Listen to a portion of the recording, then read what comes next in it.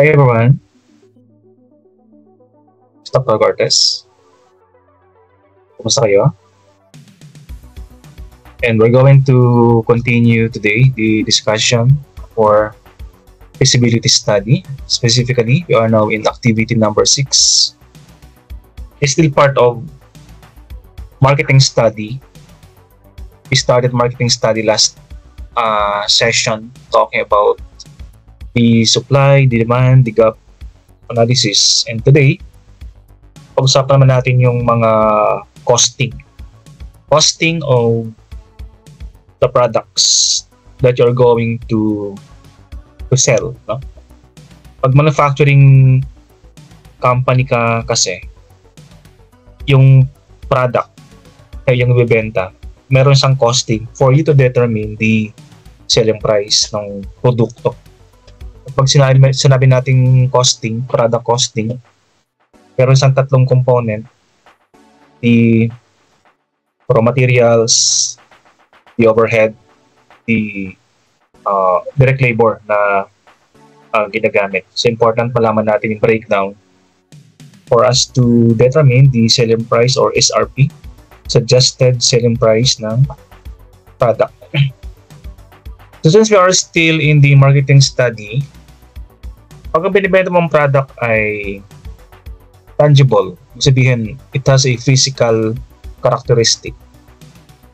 Ang ginagamit natin marketing ay product, pricing, promotion, and place. The basic 4 P's of marketing.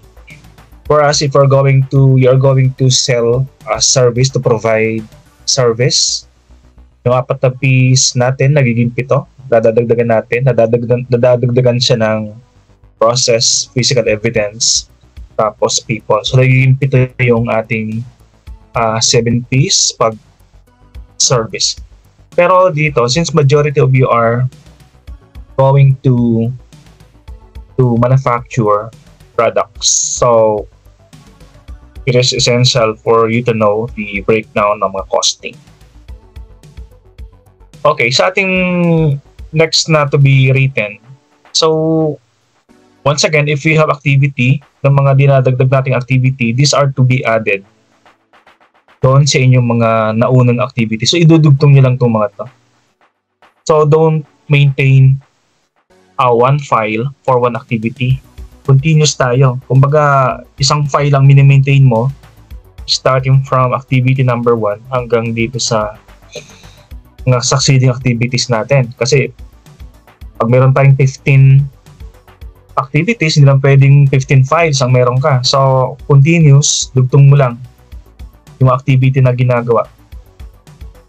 So, sa ating marketing strategies, siyempre, product activities yung ating inuuna. You're just going to write sa inyong feasibility yung mga products na inyong ginagawa. So, sa sample natin dito, youth of the day you should have basically a introductory paragraph in writing your product strategies. Youth of the day are fond of eating street foods. This will serve as the competitive advantage. So, dito pa lang, makikita natin na ang product mo ay maging competitive kasi ito ay pangmasa, being consumed by the youth of today. So, a source of marketing strategy. And you're just going to break down yung mga example, you have 7 product lines.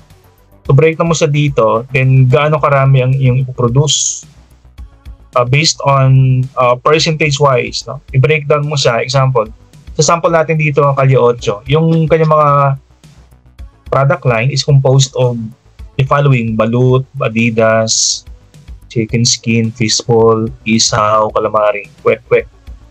So, by percentage, no? Breakdown niya sa ang pinakamaraming pinag-ibebenta ay itong kwek-kwek, that is 23.56% ang total breakdown ng product. Ang pangalawa itong pork barbecue, 23%.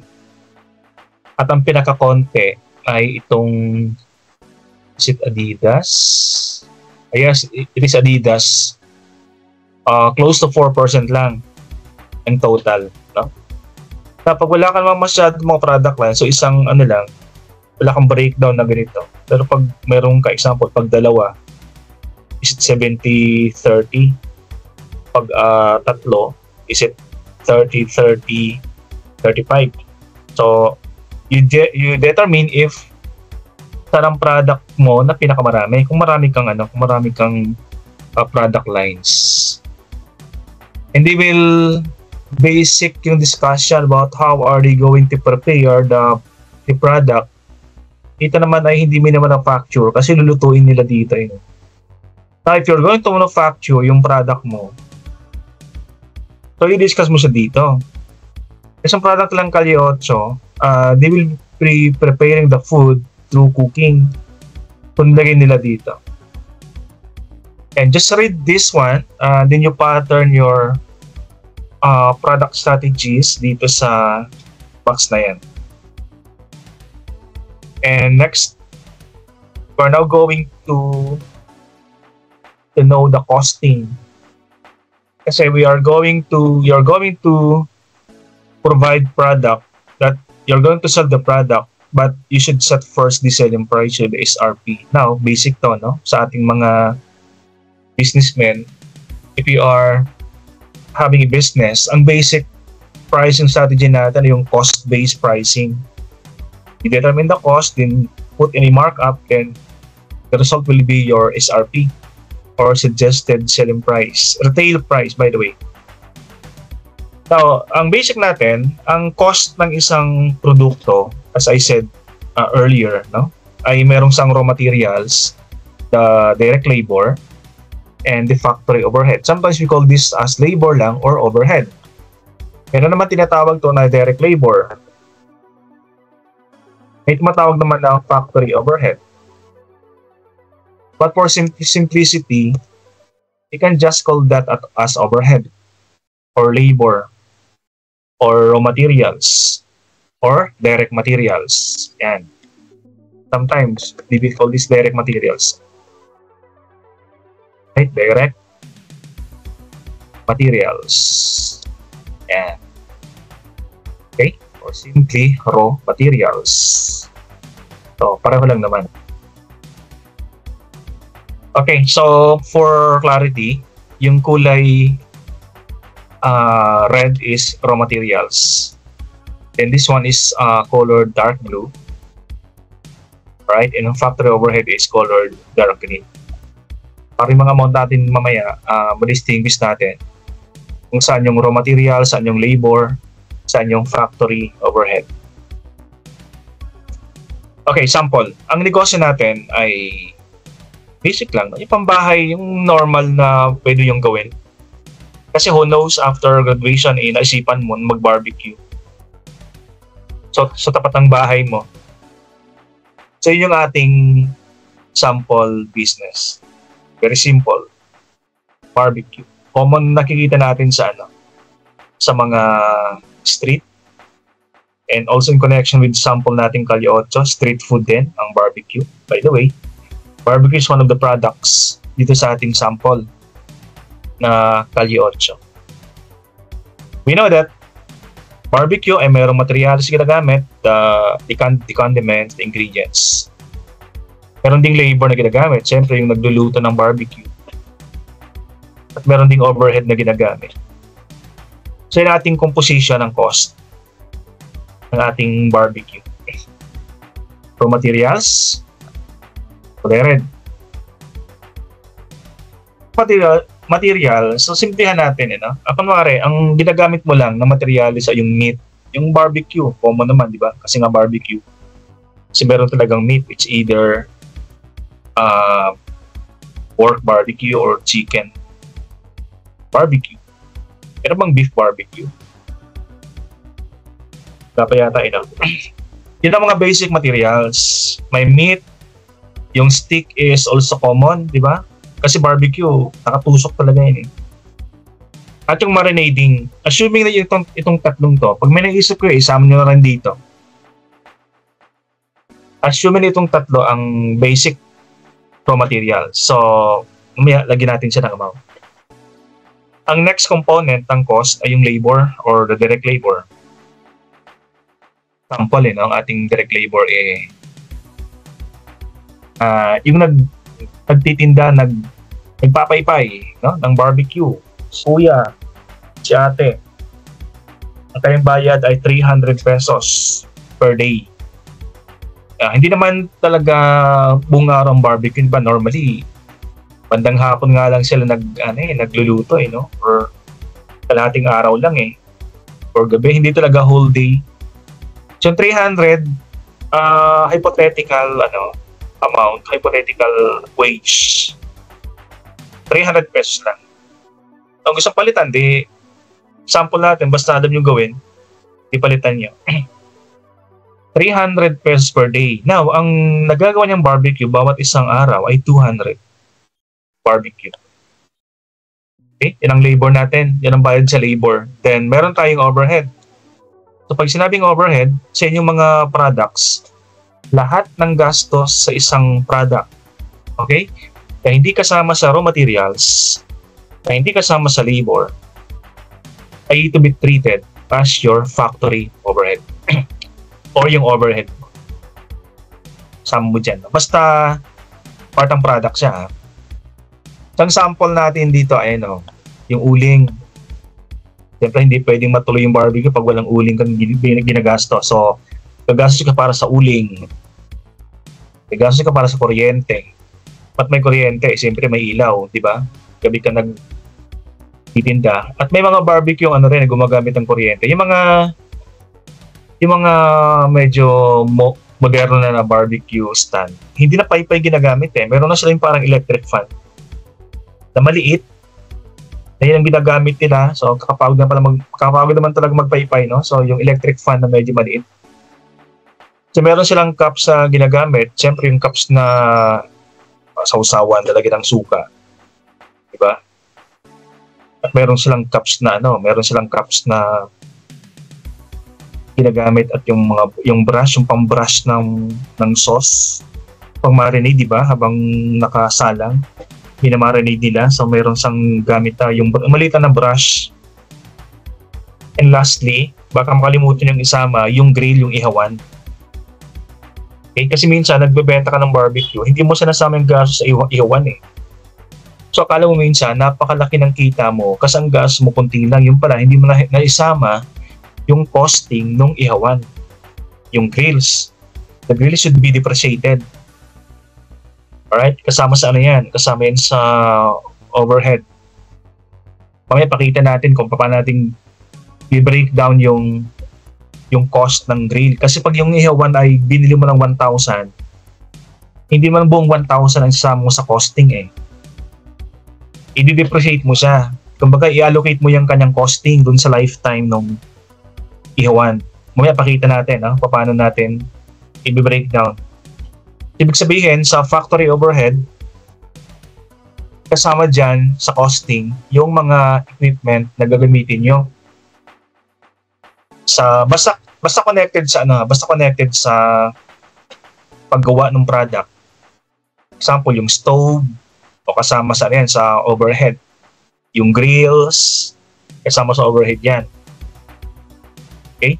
Yung oven, pag nagluluto ka pag ang product mo ay bake shop, yung oven kasama yun sa overhead, dinidepreciate natin. Sa ating sample kasi, barbecue lang Sa mga equipment sa barbecue, isa lang yung grill lang ang ating ginagamit. O, kompleto na, no? Lagyan natin sila ng amount.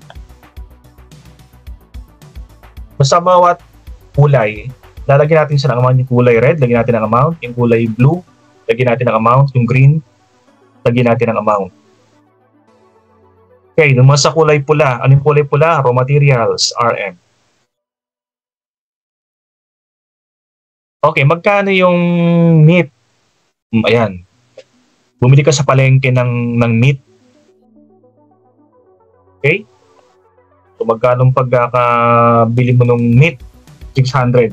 Lahat. 600 pesos. Ayan. Isabi mo, gagawa ka ng 200 barbecue. Diba?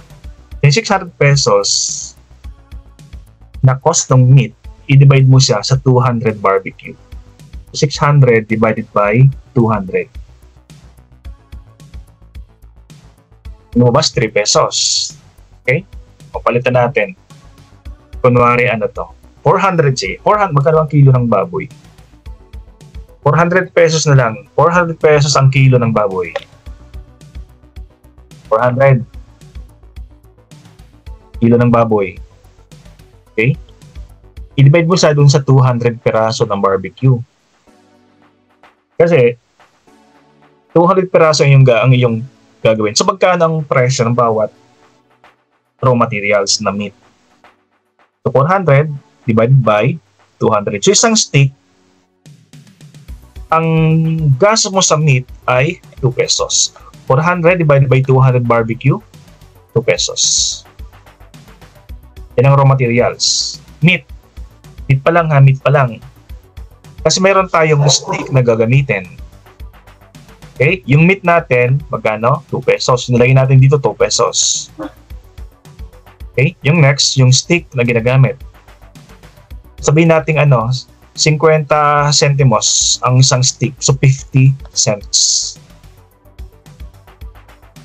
Okay? So ano pa? Uling. Ay, hindi pala uling yan. Yung ginagamit sa pag-marinade. Yung sauce na ginagamit sa sa pag-marinade. So magkano ba yung example, bumili ka sa tindahan ng pang-marinade. 240 isang bote.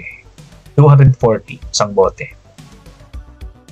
Okay? Yung 240, i-divide mo ulit sa 200 kasi bawat ang gagawing barbecue ay 200. Okay? So 240, i-divide mo siya sa 200 pesos. Kung dinivide mo siya, 240 divided by 200, ang kinalabasan ay 1.2. Ilagay mo dito 1.2. So ang ating raw materials, kompleto na. Meat, 2 pesos. Stick, 50 cents. Pang marinade, 1.20. Yan ang ating raw materials. Yung kulay red. Now, lipat tayo sa ating direct labor. Ang direct labor natin nakalagay dito, no? Magkano sweldo nung nagpapaypay? 300 pesos. Ilang pirasong barbie yung gagawin? 200. I-divide mo siya, 300 divided by 200. Okay? So, ang labor natin ay 1.50. Ibig sabihin, bawat stick ng barbecue, 1.50 labor yung ating binabayad doon sa nagpapaypay. Okay? So, ang ating labor, kompleto na. Yun ang kulay blue. Right? Huli pa tayo sa factory overhead or overhead. Ito yung kulay green. So, medyo marami siya kasi lahat ng hindi kasama sa labor, hindi kasama sa raw materials, ay isasama natin sa factory overhead. Or simply, overhead. Alright? So, ano bang kasama sa overhead? Cooling. Okay? So, ito kasi ay per unit. Bumili ka ng uling. Kalbang uling, 40 pesos ang uling. 40 pesos. Uling, isang malaking plastic na, kasan siguro yan. Yung 40 pesos, i-divide mo ulit sa 200 barbecue. Palagi natin di-divide, no, sa 200. Kasi hinahanap natin per unit. Presyo per unit per peraso ng barbecue. Yun ang cost ng hinahanap natin. Yung uling, 40 pesos, isang plastic. I-divide mo sa 200. So, 40 divided by 200, ang lumabas ay 20 cents. Sabihin, bawat isang pirasong barbecue, 20 cents ang gastos natin sa uling. So, that is overhead number 1. Okay, anong next natin? Electricity. Kuryente, sabi natin kuryente. So, magkano ang gastos sa kuryente? O sabihin natin, isang araw, 20 pesos. ang nagagastos natin sa kuryente, 20 pesos. Saglit lang naman eh. Ano lang naman yan, bayad lang naman dun sa, dun sa yung fan na maliit. 20 pesos gas natin sa kuryente. So, ganoon naman, yung 20 pesos, i-divide mo ulit sa 200 barbecue. 20 divided by 200, ang gastos natin sa kuryente, electricity is 10 cents.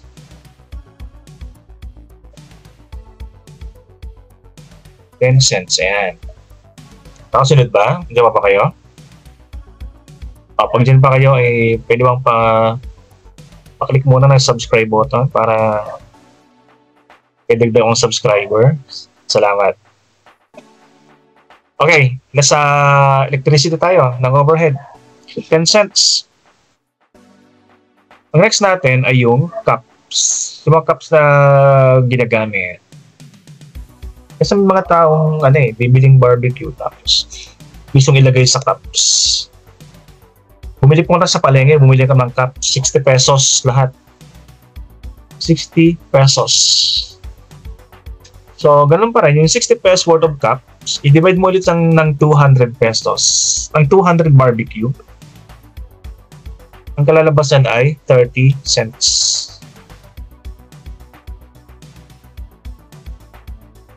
Okay?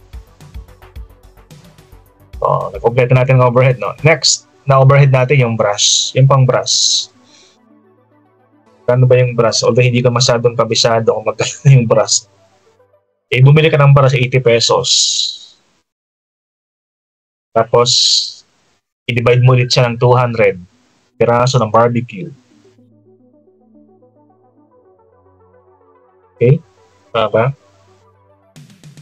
80 pesos, yung pambili mo ng brush, i-divide mo siya ng 200. Ang lumabas ay 40 cents. Ito. 0.40. 40 cents sa brush. Okay? Now, next natin ay yung grills. Last overhead itong grills. Huwag niyong kalimutang isama yung cost ng ihawan na inyong ginagamit. Okay? So, paano ba natin i-compute yung gastos sa ihawan? So, iwanan mo natin yung ito yung ating i-compute guys, no? Grill si ihawan. Iwanan ko to, bababa ako ng slide. Kasi papakita ko pag-compute, paano pag-compute ng depreciation ng ihawan or ng grills. Basta tandaan nyo to. Ito na-compute na natin mga to ha. Ang di lang natin nag-compute ay yung grills. Okay? So ito, I will show you how to compute the depreciation for ihawan or the grills. So ito siya. How to compute the depreciation. So, lagay ko sa dito.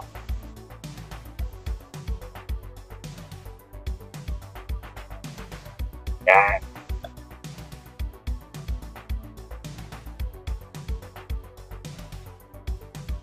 Okay. So, you will notice, bumalik ko sa taas ha.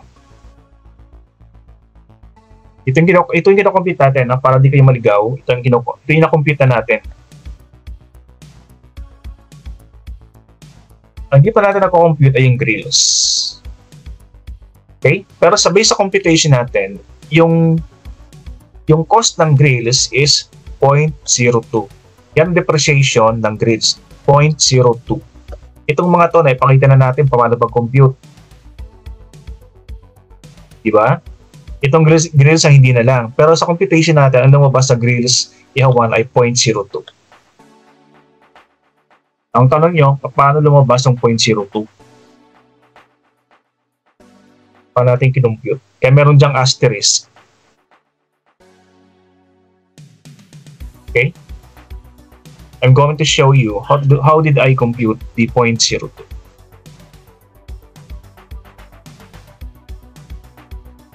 Ito yung 0.02. Okay? Paano kinompute? Okay. Unang-una, sa grills or ihawan, bibili ka ng ihawan, siyempre, no? Now, estimate lang, yung matibay-tibay na ihawan, 1,000. 1,000 pesos. At sobrang mahal. Sabi ko matibay-tibay yung ihawan. Ang kanyang useful life ay 3 taon. 3 years. Patibay 3 taon mo saan gagamitin. Kasi pag ordinaryong ihawan lang yan, siguro months lang yan. Sira na siya. Mag-invest ka na sa matibay-tibay para patagal mo magagamit. Kaya nga 1,000 yung kanyang presyo. Alright? Now, sabihin natin na na 55 barbecue per day ang iyong lulutuin. Kunwari lang, 55 barbecue per day. Okay? Ilang araw ba sa isang buwan? Sabihin natin 25. Ano yan Monday to Saturday, no? 25 days. Pahinga ka ng linggo. Assume lang natin na na 25 days. 55 barbecue isang araw times 25 days. Kayo magsasabi na ito, no, kung ilan. Pwede siyang 200 pwede siyang 200. But you determine kung magkano, kung ilang piraso ng barbecue ang iyong ilutuin. Pag 50 barbecue per day, o hindi 50. Pag 200 barbecue per day, hindi 200. Okay? Sabihin natin 50. 50 barbecue lang per day. Times 25 days. Pag pinultiply mo yan, 55 times 20, 50 times 25, that is 1,250 isang buwan. 1,250 barbecue sa loob ng isang buwan. Right? O sige, tingnan niyo muna. Paano ko compute? Isang buwan, 1,250. Ilang buwan ba mayroon sa isang taon? 12.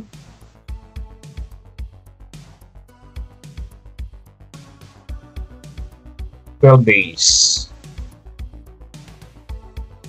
So, 1,250 per month multiplied by 12 months. Sa loob ng isang taon, 15,000 barbecue. 15,000 barbecue sa loob ng isang taon. Okay? Yung grill natin, gagamitin natin sa loob ng 3 taon. Di ba nakalagay dito? Estimated useful life, 3 taon. Yung 15,000, i-multiply mo siya ng 3 years. The 15,000 times 3, you have 45,000.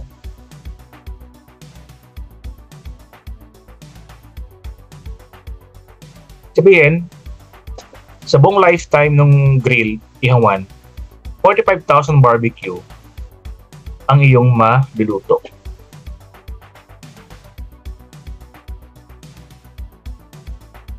Okay? Now, ang last step mong gagawin, yung 1,000 na presyo ng grill na binili mo, i-divide mo siya ng 45,000 piraso ng barbecue. Okay? Para makuha natin yung depreciation na 0.02. Ibig sabihin ng depreciation, sa bawat pagluto mo ng isang piraso ng barbecue, gumagastos ka ng 0.02 na ihawan. That is depreciation. Okay, so 0.02, di ba? O, dyan nakuha yung 0.02. Kasi ang tanong natin kanina, how to compute? Okay, how to compute the 0.02 na depreciation? Yan ang kanyang computation. 0.02. Okay? Then, na-compute natin, yung 0.02 ngayon, ay ilalagay na natin dun sa taas. Alright? O di ba nakumpita natin kanina lahat? Raw materials nakumpita natin, labor nakumpita natin, uling nakumpita natin, kuryente, yung brush nakumpita natin, yung cups nakumpita natin, yung grills na lang.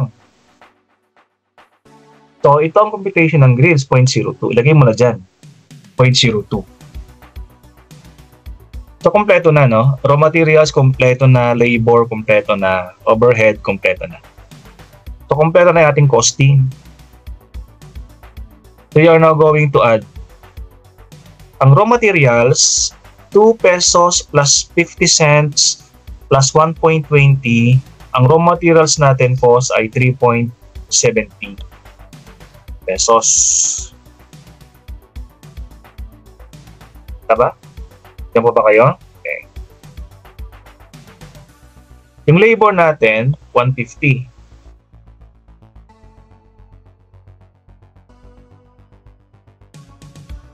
Right?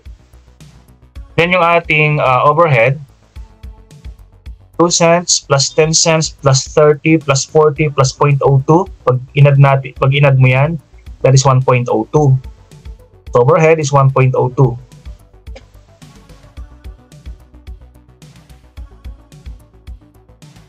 Now, pag pinag-add mo na yan, raw materials plus labor plus overhead, ang total cost mo ay 6.22. Ano ibig sabihin 6.22? Yan ang puhunan mo bawat isang stick ng barbecue. Puhunan na. Hindi pa yung presyo pag bebenta mo siya. So alam mo na yung puhunan, alam mo na magagastos bawat isang piraso. Ang next mong i-determine ay yung kanyang SRP or suggested retail price. Yung kanyang selling price, isang piraso. Siyempre, hindi sa 6.22. Ang puhunan mo, 6.22. Magkano bebenta mo yan? So, depende sa kung magkano yung markup na iyong ilalagay. Pag sabing markup, magkano yung patong? O kunwari, ang patong or markup natin is 40%. Markup, patong 40%. Ibig sabihin, itong 6.22 ay dadagdag mo siya ng 40% markup. Okay? 40% ng 6.22. Ay, multiply mo yan, no? 6.22 times 40, it is equal to 2.488. O round up natin, 2.49. Ibig sabihin, 2.49 ang iyong markup or patong. Okay, patong mo na dun sa cost. So, 6.22 cost plus 2.49. Add mo yan. Puhunan plus markup plus patong. Ang lalabas is SRP. Suggested retail price is 8.71. Alright? So, ibig sabihin yan, bawat isang piraso ng barbecue ay 8.71 ang iyong benta. Yan ang patong eh. Although mura, pero ano lang kasi to, hypothetical, I know, the real price of barbecue is much higher than the 8.71. 15 pesos pa nga, di ba? 20 pesos pa nga eh.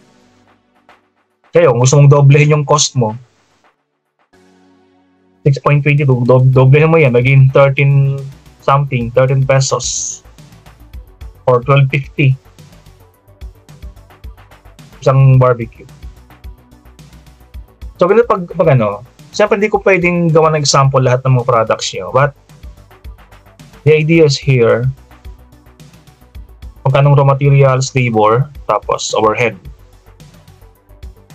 Na pag negosyo mo ay hindi manufacturing, pag negosyo mo ay service, so siyempre wala siyang raw materials, pero meron siyang labor at meron siyang overhead. Pag service ang binibenta mo ha. Now, pag meron kang delivery na gagamitin o kasama sa overhead yan, itong grills guys dito, sample lang to ha, sample lang siya ng ng isang equipment na i-depreciate. Ibig sabihin, lahat ng gagamitin mong lahat ng gagamitin mong machine or equipment na connected sa pag-manufacture ng product, i-depreciate mo yan. Okay? At sabi ko kanina, yung refrigerator, yung stove, microwave, yung mga lutuan, kaldero, i-depreciate mo siya. Isa pa paano pag delivery van? Kapag delivery van, hindi nakasama dito. Kasi ang delivery van, hindi siya part ng product eh. Ang delivery van, that is part of the selling expenses ng inyong produkto. Okay? So that is the costing. And how did we compute the 0.02? So ang ginamit natin pricing strategy doon ay we used cost plus strategy. Cost, dinetermine muna natin yung kanyang cost puhunan, 6 point something, di ba? 6.22 plus the markup. So that is the equal to selling cost.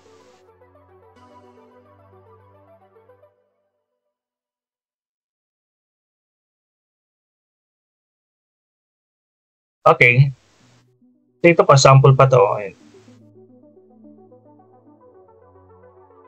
Sa promotion strategy naman, yung pricing nakuha na natin. Yung product kasi alam natin yung product mo, diba? Tapos yung pricing, dinetermine natin yung pricing paano pagkuha ng pricing. Ito naman yung promotion. Kasi ilagay mo dito lahat ng promotion strategy na yung gagamitin. Example, common yung poster. Magkano gastos mo sa poster, you will be the one who can determine magkano gastos sa poster. But assuming, based on the response on the survey, nag-survey ka, di ba? Tapos, based sa survey, siyempre, yun ang gamitin mong promotion. Huwag kang maglagay dito ng promotion na hindi lumabas sa survey mo. Kaya ka gumawa ng survey, di ba? Example, lumabas sa survey mo, ang pinaka-popular na choice ay poster. Ang sumunod ay website. Ang sumunod ay flyers. Depende sa survey ha. So ito yung inyong gagastusan. Example, poster. Magkano ang gastos mo sa poster? Gagamit ka kunwari, dalawang posters will be produced which are good for 3 months. The computation will be dalawang poster. Magkano isa? 150. Ayan. Tapos, number of times per month, isang isang piraso. So, 300. Ang gas mo, isang buwan lang yan ha. Isang buwan lang yan. So, pag isang taon, di 300 times times 12. Pero pag kunwari, pinapalitan mo sa bawat month, so 300. Pero pag yan ay magtatagal, pagpapalitan mo bawat month, so 300 times 12. Pero pag ito'y magtatagal ng isang buong taon, di 300 lang. Kaya lang, pangit pag hindi mo sa pinapalitan, di ba? Dapat bawat month, meron kang bagong poster na ginagamit. Okay, then, website. Gumagastos sa website. Pagpapagawa ng website, depende kung magkano yung sa website. Nagpagawa ka ng website, 5,000. Good ba for for 5 years, ang 5,000 or isang taon lang. Okay, so ilagay mo kung magkano ang bayad mo sa website.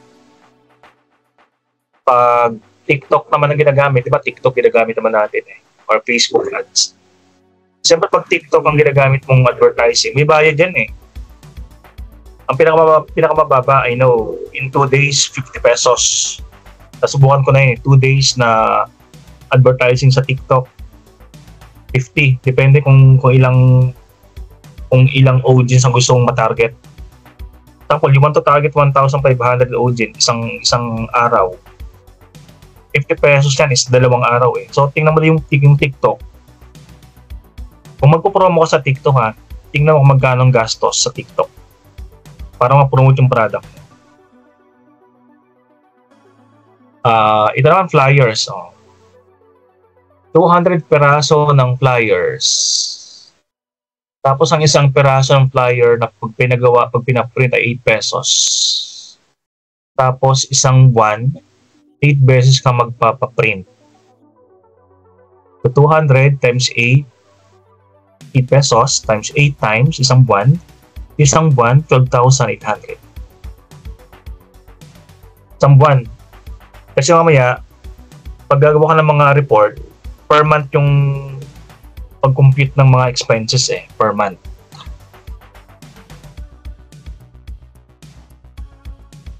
Okay. Ano bang pwede mong gamitin na na advertising strategy? Instagram, meron ding bayad yan. Okay, lipat tayo sa place strategies. Ilagay mo dito.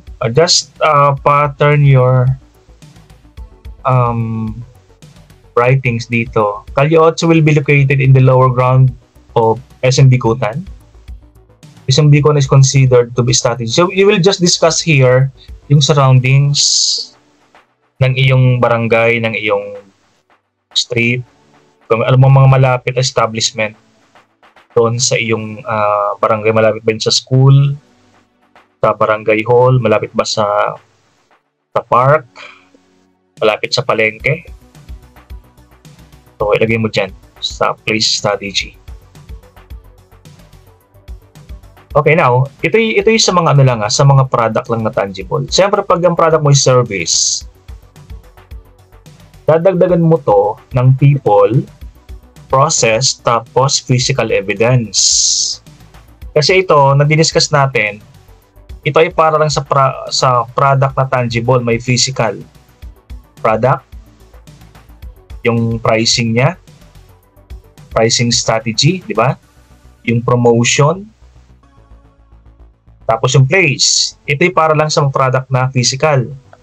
Pag service ang yung pinoprovide, dadagdagan mo ito ng process, physical evidence, tapos people. Kasi kanina pinakita natin, di ba? Pag ang product mo ay physical, ito lang. Pero pag ang product mo ay service, ito ang gagawin mo.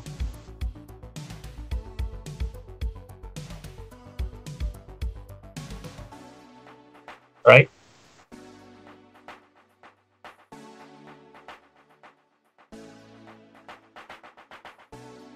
Then after that one, you go to the SWOT analysis. Pag sinabing SWOT, strength, weakness, opportunities, threats. Enumerate pa lang dito yung strength, pinakauna. Ano nakita mong pinaka-advantage or saan malakas yung iyong store or prospective business? Example, itong Calle 8, example natin. Ang strength niya, yung location of the business is accessible enough to meet target market. Strength niya yan. The business will easily catch the interest of the customers. For Filipinos are fond. The restaurant has its unique characteristic.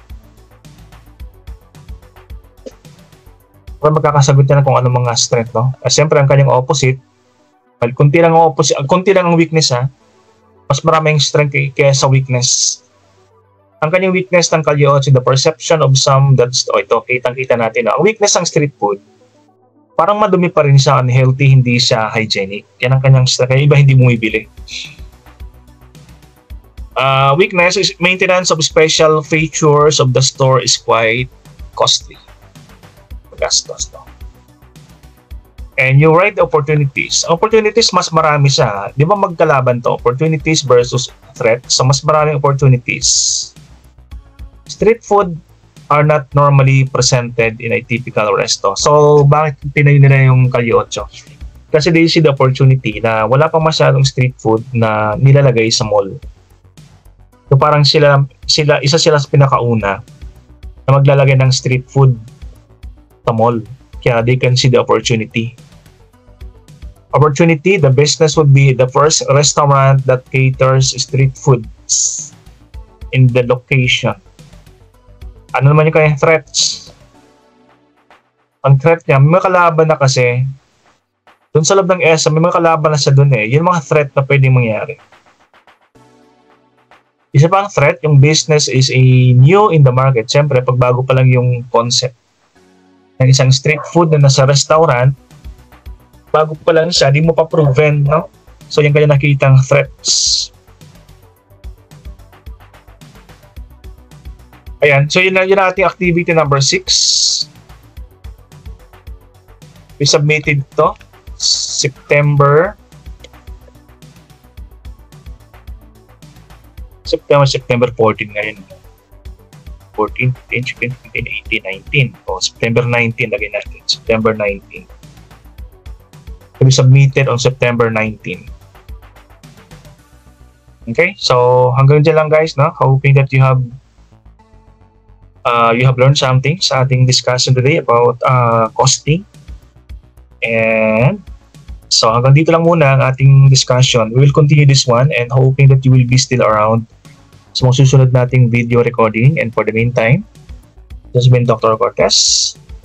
Sabing salamat sa pag-subscribe everyone. See you.